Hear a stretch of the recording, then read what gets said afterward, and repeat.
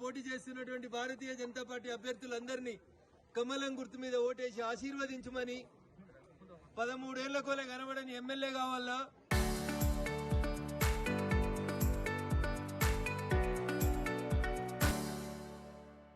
పొద్దున్న లేస్తే వార్డులలో తిరుగుతూ సమస్యల పరిష్కారం పనిచేసేటువంటి బీజేపీ కౌన్సిలర్ అభ్యర్థులు కావాలన్నా దయచేసి ఒకసారి ఆలోచించండి.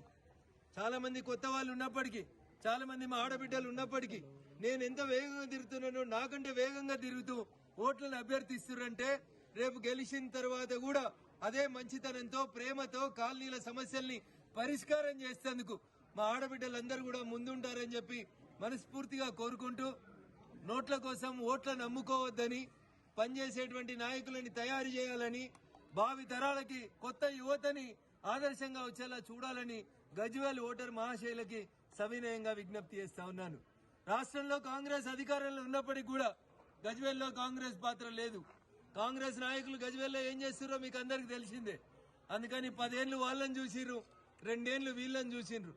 ఒక్క అవకాశం మోడీ గారి లాగా దేశం కోసం, మేము పోటీ చేసినటువంటి ప్రాంతం కోసం పనిచేస్తున్నాం. కాబట్టి దయచేసి మా అభ్యర్థులందరినీ కూడా కౌన్సిలర్గా గెలిపించి గజ్వేల్ మున్సిపల్ చైర్మన్ పీఠం మీద భారతీయ జనతా పార్టీ అభ్యర్థిని కూర్చోబెట్టాలని గజ్వేల్ ఓటర్ మహాశైలందరికీ కూడా సవినయంగా విజ్ఞప్తి చేస్తా ఉన్నాం. పిడికిలితోటి చేసేటువంటి సంవాదం పనికిరాదు. ఎందుకంటే చెల్లె జైలుకు పోయేటప్పుడు పిడికిలు పట్టుకొని ఇట్లా ఇట్లా అనిపోయింది. చెల్లె ఏమైందో చూసిరు. సార్ ఎప్పుడు పిడికిలు పట్టుకోకపోతుంటుండే, నిన్న సార్ కూడా పిడికిలు పట్టుకొని ఇట్లా ఇట్లా అన్నాడు. సో చెల్లె అడుగుజాడలనే బాపు కూడా పోతాడని అనుకుంటున్నా. సిట్ ఏం చేసింది, సిట్ ఇన్వెస్టిగేషన్ లో ఏం మాట్లాడారు అది పోలీసు అధికారులు చెప్తారు, మీకు చెప్తారు, రేపు కోర్టుకు చెప్తారని అనుకుంటున్నాం. భవిష్యత్తు లోపల ఖచ్చితంగా సిట్ ఇన్వెస్టిగేషన్ పూర్తి కావాలని, దోషుల్ని జైలుకు పంపాలని, తప్పు చేసిన వాడు తనయుడైనా తనే అయినా జైలుకు పంపిస్తా అని చంద్రశేఖరరావు గారు ముఖ్యమంత్రిగా జూన్ 2014లో తొలి శాసనసభలో మాట్లాడినటువంటి మాటల్ని గుర్తు చేస్తూ, సార్ నువ్వు చెప్పిన మాటలు నీకు కూడా వర్తిస్తాయని చెప్పి ఈ సందర్భంగా సార్కు యాద్ చేస్తాను.